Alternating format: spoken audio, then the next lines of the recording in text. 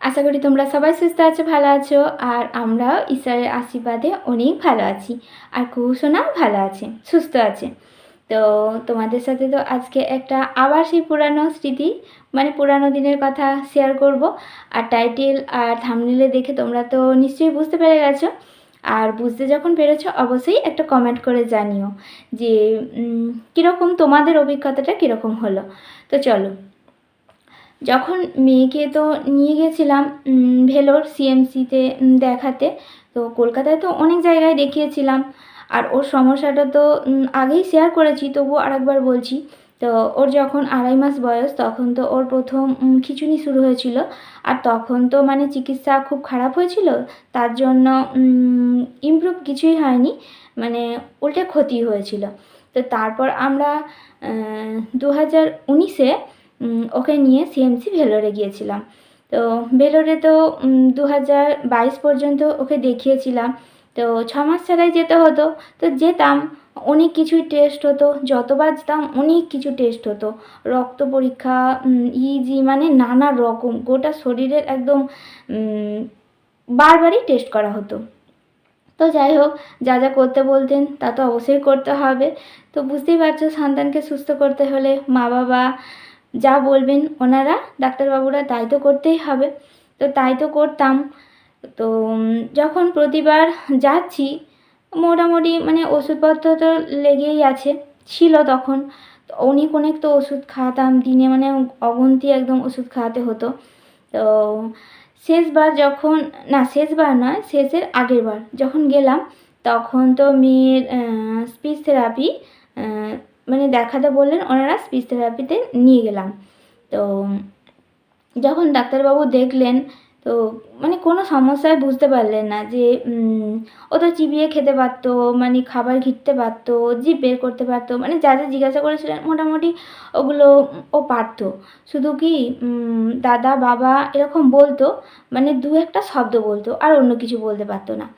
তো তখন সেই সময়ে মানে সিএমসি ভেলোর তো জানো তোমরা যে ওখানে খ্রিশ্চান মেডিকেল কলেজ।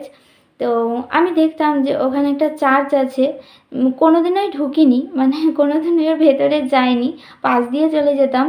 তো ওইবার কি হলো, স্পিচ থেরাপি যে ম্যাডাম ছিলেন উনি বললেন যে যাও চার্চে গিয়ে প্রার্থনা করে এসো, ঈশ্বরের কাছে প্রে করে এসো। আর ওনারা তো গুরু যিশুকে বিশ্বাস করেন। তো আমি তো অত কিছু তখন জানতাম না। হ্যাঁ, গুরু যিশু একজন আছেন এটা জানতাম, সত্যি কথা, কিন্তু অত তো আর জানতাম না। তো উনি যখন বললেন তখন মনের ভেতরে একটা কীরকম হলো। তো চার্চের ভেতরে গেলাম, মানে ওখানের পরিবেশটাই এমন যে কার না ভালো লাগবে বলো। তো মেয়েকে তো নিয়ে গেলাম, মানে আমি, আমার হাজব্যান্ড আর আমার মেয়ে ছিল। তো একজন সন্তান এসে, মানে একটা মা হয়তো হবে, উনি এসে এমনভাবে মানে কান্নাকাটি শুরু করলেন, কোনো অসুস্থ হয়তো ওনার পরিবারে আছে। তো আমার মেয়ে সেটা দেখে না কীরকম একটা ওর মধ্যে মানে ওরও কীরকম কষ্ট হচ্ছে ওই কান্না দেখে। তো ও আওয়াজ বের করতে শুরু করলো। তো তবুও আমরা একটু বসেছিলাম, ওখানে প্রার্থনা করলাম। তো তার আগে ম্যাডাম আমাদের হাতে একটা বই দিলেন, মানে উনি বললেন যে তোমরা এই বাইবেলটা রাখো, তুমি পড়বে, তুমি পড়তে পারো তো। তো উনি আমাদেরকে বাংলা বাইবেল দিয়েছিলেন। আর তোমাদের সাথে আমি সেটা শেয়ার করব। বিশ্বাস করো, ওই পবিত্র বাইবেলটা যে কতটা পবিত্র, আমার জীবনটা কতটা পরিবর্তন করতে পারতো আমি বুঝতে পারিনি। মানে সত্যি কথা বলতে তো জানতামই না, না ওই বাইবেলটা। তারপর থেকে মানে আমাকে যখন দিয়েছিলেন উনি, আমি তো খুলে দেখিও নি। আমি পুরো 1 বছর ওই বাইবেলকে ব্যাগবন্দি করে ফেলে রেখেছিলাম। তো কী করব বলো, আমি তো মানে এসবের কিছুই জানতাম না যে ওই ছোট্ট বইটার মধ্যে আমার জীবন আছে। তো হঠাৎ একদিন এই 2024-এই বলছি, হঠাৎ একদিন ব্যাগটা মানে খুলতে তো মনে হলো যে বাইবেলটা আছে, একদিন একটু পড়ে দেখি। তো একটা পাতা পড়েও ছিলাম, কিচ্ছু বুঝতে পারিনি, সত্যি বলছি, মানে কিচ্ছু বুঝতে পারিনি। তো তখন কী করেছিলাম, মেয়ে যেখানটায় শোয় তো ওর মাথার কাছে বাইবেলটা রেখে দিতাম। মানে সেদিন যা রেখেছিলাম তারপর থেকে আর তুলিনি, ওই মাথার কাছেই থাকতো। তো তখন বুঝতে পারিনি যে সত্যি কি ওটা মাথার বালিশ করে তো শোয়ার জন্য নয় বলো, ওটা তো মানে পড়ার জিনিস, অন্তরে গেঁথে নেওয়ার জিনিস। ওর মধ্যে যে পবিত্র বাক্য বচন আছে, তখন তো আর জানতাম না, তো না জেনে করেছি। ঈশ্বর আমাকে কবেই ক্ষমা করে দিয়েছেন, আর ক্ষমা করে দিয়েছেন বলেই এখন আমাকে মনোনীত করেছেন। তো তোমাদের সাথে শেয়ার করছি না যে আমি মণ্ডলী যাই, হ্যাঁ গুরু যিশুর মণ্ডলী যাই। তো তারপর তো সত্যি বলছি, যখন মেয়ের মাথার কাছে ওই বাইবেল রেখেছিলাম, মানে 15 দিন কিংবা তার বেশি হবে, তারপরে আমার কাছে একটা বার্তা আসে, মানে এক দিদিভাই বলেন যে ওখানে যাবে, চলো অনেকেই সুস্থ হচ্ছে।